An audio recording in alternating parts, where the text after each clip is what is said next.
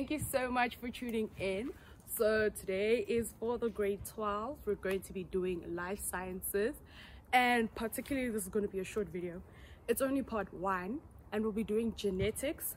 So yeah, don't forget to like this video, don't forget to subscribe, tell all your friends, just tune in.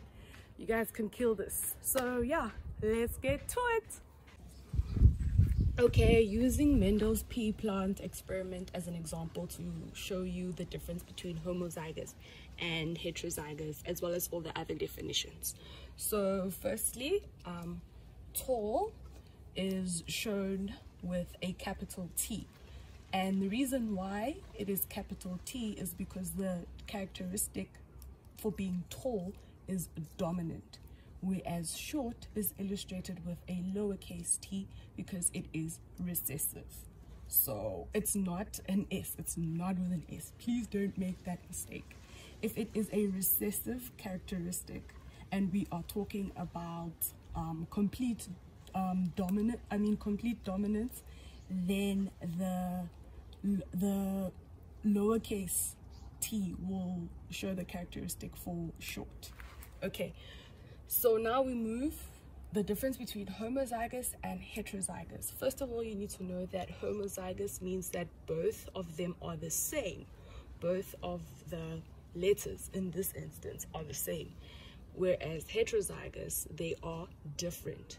So, oh, and you also need to know that homozygous, they could also say pure breeding, and for heterozygous, they could say hybrid. So you need to know those definitions, especially when you do your genetic crosses. So for homozygous, you would get 2 uppercase T's or 2 lowercase t's. And for heterozygous, because heterozygous is different, you'd get an uppercase T and a lowercase t. And all of this that I'm talking about, these alleles, this is the genotype. You do not see the genotype. Sorry about that, and wasn't there. You don't see the genotype. You don't see it. It is not expressed, but it is what codes for the characteristic that you see. Whereas the phenotype is the outward appearance. So when you see a tall person, when you see a short person, that is their phenotype. But you do not see what their genetic makeup is. You don't see that they're homozygous, or you don't see that they're heterozygous. Okay, shooting outside is a bit because there's like some bug, like snail bug thing that's coming, and I'm pretty scared. But anyways, we move. Anyways, so yeah, tall one, the phenotype would either be 2 uppercase T's or 2 lowercase t's. Okay, I'm gonna take a moment and just try and deal with this bug or snail thing because it's really stressing me out. Okay, I tried to take it out, like remove it from the wall with a stick, but it's just stuck on the wall, so guess I'll have to continue with it being there. For those of you who don't know, I'm really terrified of like creepy crawlies. So, and I mean, it's harmless. It is harmless. I know this, but I'm still scared of it. Anyways, we move. Okay, so it's question time, and we're going to be doing question 8. Okay, it says the allele for brown hair color, B, is dominant over the allele for blonde hair. The father of a son with brown hair is homozygous for brown hair. His mother has blonde hair. Use a schematic label diagram to illustrate this data up to the F1 generation. Okay, we're going to do this question. Okay, so we're going to do question 8 now. I'll just write there. Okay, first of all, they gave us all of the information we need. They told us that the father is homozygous for brown hair color. So we're going to write father. Since he's homozygous and he has brown hair, it's going to be BB. And mother, she has blonde hair. And because blonde hair is recessive, they don't even need to tell us that she's homozygous or heterozygous. The only way she could have had blonde hair is for her to be homozygous for blonde hair. So that's going to be small letter b and small letter b, because they gave us the characteristics. Okay, that's a bit windy. I'm sorry about that. I do hope you can still hear me though. Okay, so we're going to start. It's important to write P1 stands for parent 1, and then you start off with the phenotype. So you're going to write brown hair,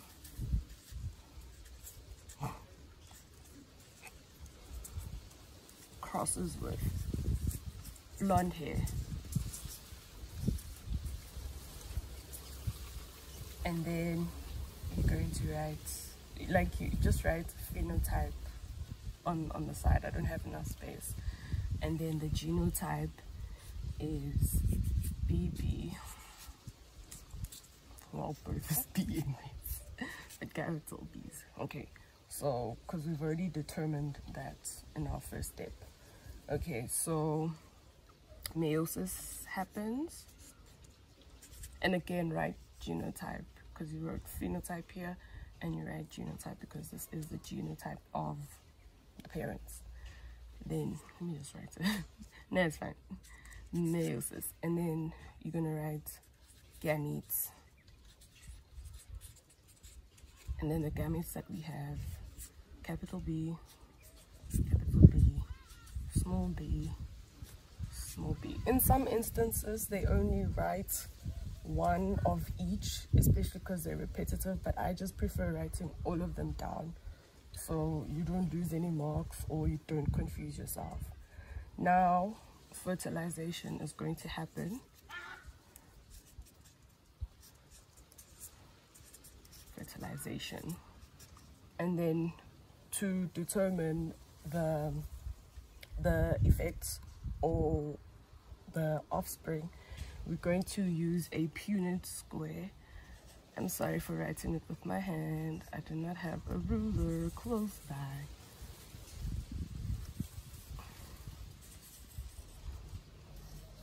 Okay. So if I was using a pencil or something with a smaller tip, I would write gametes in here. So I'm just going to write G. You write gametes in there.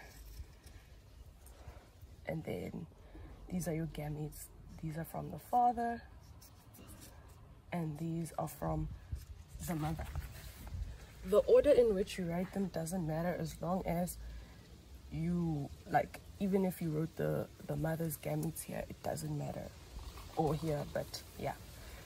So it's going to be capital B, small b, capital B, small b, capital B, small b, and capital B, small b.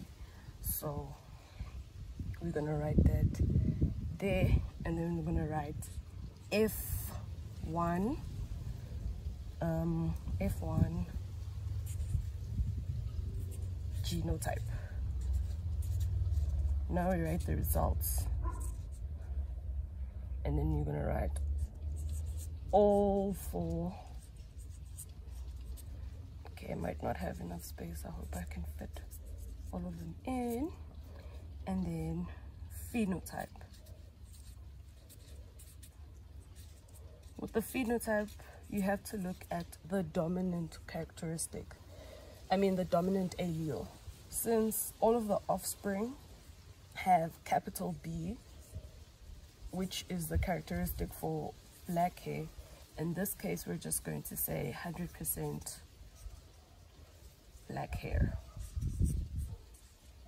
Oh, brown hair. My bad. Brown hair. Yeah, and then we've answered question 1. Okay, we finished that question. 8.2 says, if the son marries a blonde woman, draw the cross diagram to show the possible offspring of brunettes and blondes. Okay, so we're just going to do the same thing once again, but you need to see that there's going to be something that's different. So we do, again, the son. Son, he has brown hair, but his genotype is capital B, small b. Those are the results from the first question that I did. And then let's just say wife. Wife of the sun. She has blonde hair. So because it's blonde hair, she's homozygous because it's a recessive trait. So now we're going to do the cross. So instead of P1, we write P2 because they are the second generation and not the first generation. We already worked with the first generation, so take note of the P2. And then we do the same thing once again. Brown hair.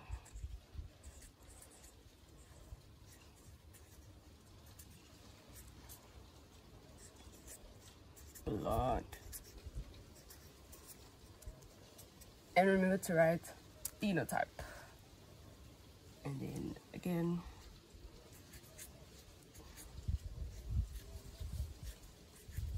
ooh. And remember to write genotype. I would have, yeah, phenotype, genotype. Okay. And then we write meiosis. It's the same step every single time. And then meiosis, with meiosis we get gametes. And these are our gametes.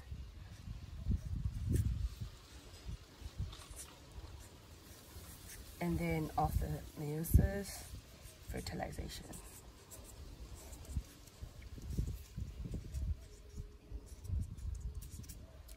And then the Punnett square. Again, apologies for it not being straight.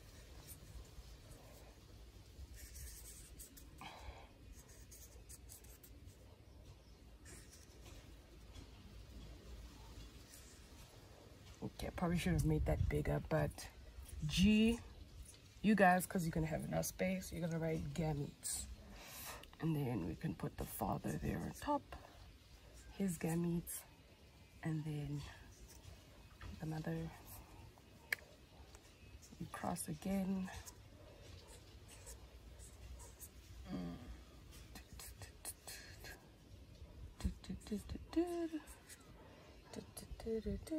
And then we write F2 because this is the second generation of offspring, so it's F2. And then you're going to write genotype. I don't think I'm gonna have, okay, let me try and fit it in. F2 genotype is, it's basically the results of the Punnett square. And then phenotype.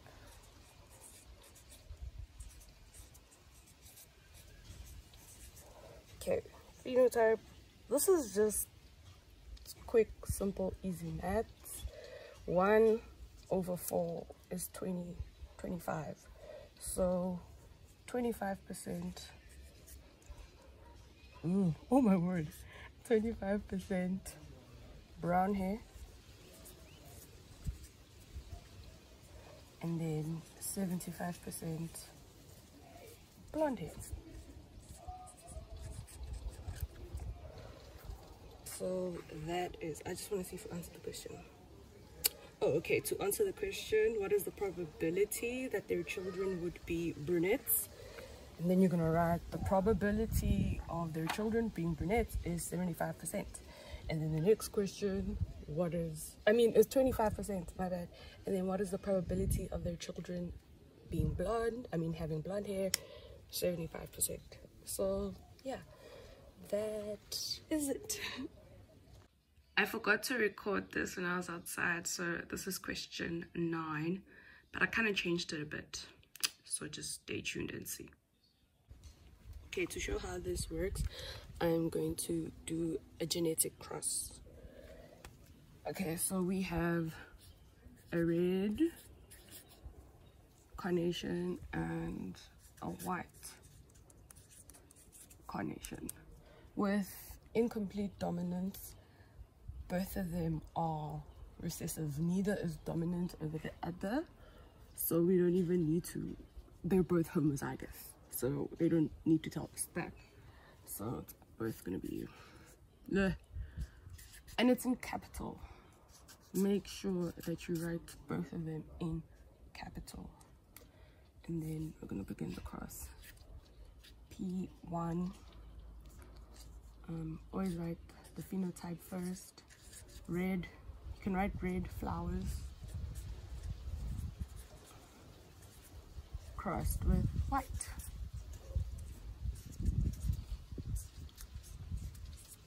Flowers. And then you're gonna write the phenotype. I don't have enough space to do that, so you guys must just remember to do that.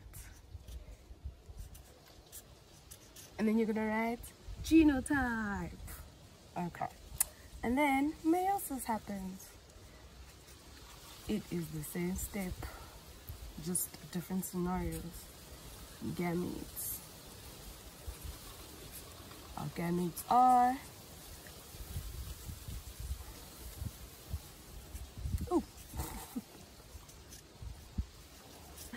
and then fertilization.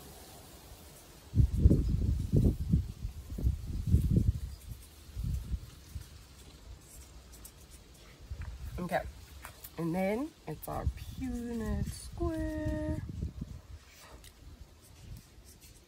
Kind of already know what the results are going to be, but if a question is out of a certain mark allocation, it's just best to do everything, even if you know. G for gametes. You guys gonna write gametes. I just write G because I don't have enough space. Capital R, capital R, capital W, capital W. All of them are going to be like this. All of them. But we still have to follow the steps. F1 genotype. Basically, you're gonna write all the RWs. Just write all of them. I don't have enough space. And then phenotype.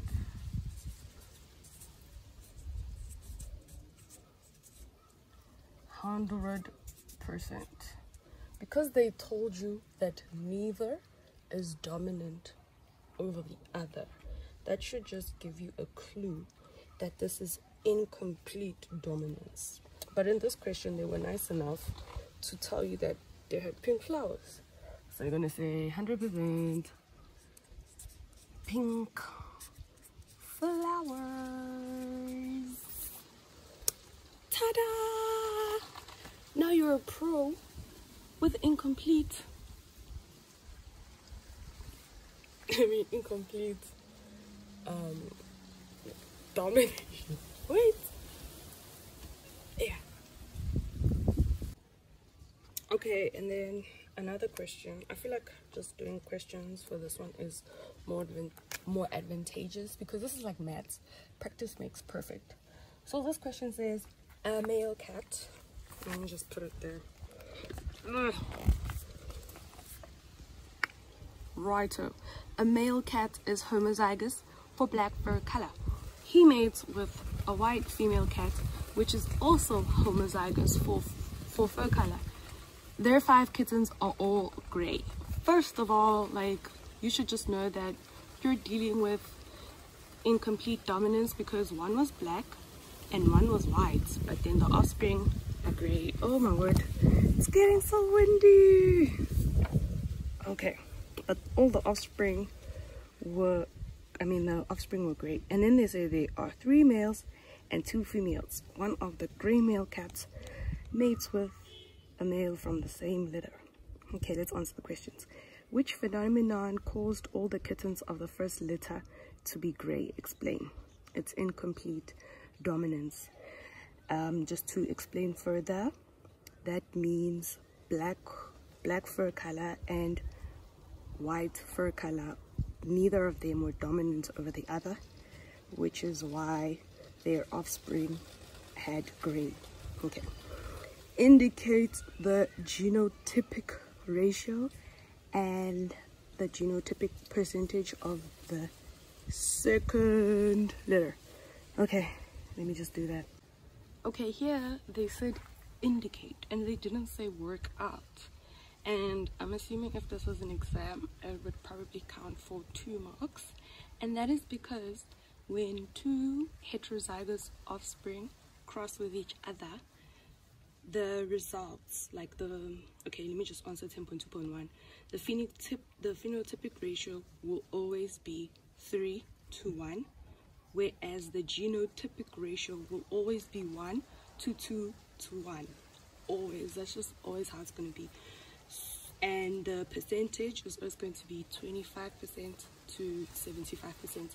Let me just write that out so you guys can see.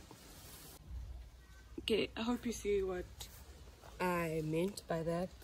That is just the rule. This question was a bit weird because we started off with incomplete dominance, but anyways, since they told us that we must use the symbol capital B for black and small letter B for white, that just took us back to complete dominance, hence why we can get all of these results.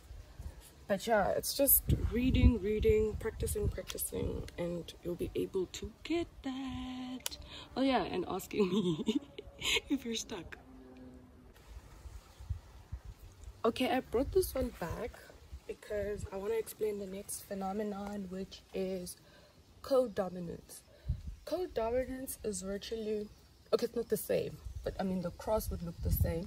The only difference would be in the phenotype.